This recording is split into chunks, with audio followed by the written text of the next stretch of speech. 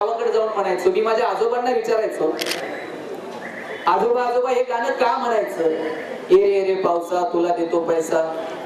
माझे आजोबा मला सांगायचे, राजा रे आपला देश कृषी प्रधान आहे. कृषी प्रधान देशामध्ये पावसाची गरज असते. लहान पोरांनी अशी गाणी म्हटली की लहान पोरांचं देव बाप्पा ऐकतो आणि मग पाऊस पडतो.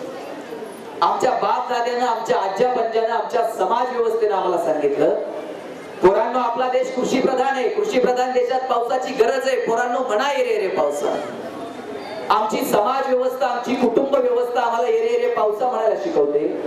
आणि आज जर तुम्ही इंग्रजी शाळेत पहिल्याच वर्गात गेलात तर बाई पोरांना शिकवत असतात, रेन रेन गो अवे, पावसा पावसा परत जा. पोरांनी नेमकं करायचं काय? ही कॉन्ट्रास्ट एज्युकेशन सिस्टीम पुढे येते. मी पुण्यात शिकलो, माझं MBA DY पाटीलला केले. एका घरात मी पेंगेस म्हणून राहायचो.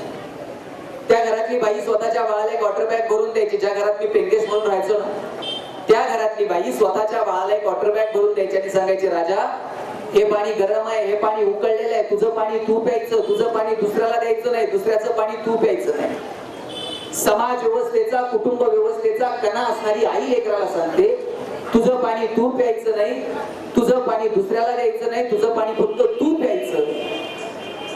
समाज व्यवस्थेचा, कुटुंब व्यवस्थेचा कणा असणारी आई लेकराला सांगते, तुझं पाणी तू प्यायचं, दुसऱ्याला द्यायचं नाही. आणि वर्गात गेल्यानंतर गुरुजी सांगतात, एकनाथ महाराजांनी काशीहून आणलेलं पाणी गाढवाला पाजलं. पोरांनी नेमकं करायचं काय? वर्षानुवर्ष आम्ही हेच करतोय. माझ्या बाईंनी मला लहानपणी सांगितलं, कर ए कमळाचा. इंग्लिश मिडियमच्या असाल तर A for apple, B for ball, C for cat. It's okay, बरोबर. आम्ही मराठी शाळेत शिकलो. आमच्या बाई सांगायच्या, करे कमळाचा, भरे भटजीचा, सरे सरस्वतीचा, दरे गवताचा. किती दिवस पोरांना सांगायचं तर कमळाचा? पोरांना सांगा तर कमळाचा नाही, कर्मवीर भाऊराव पाटील.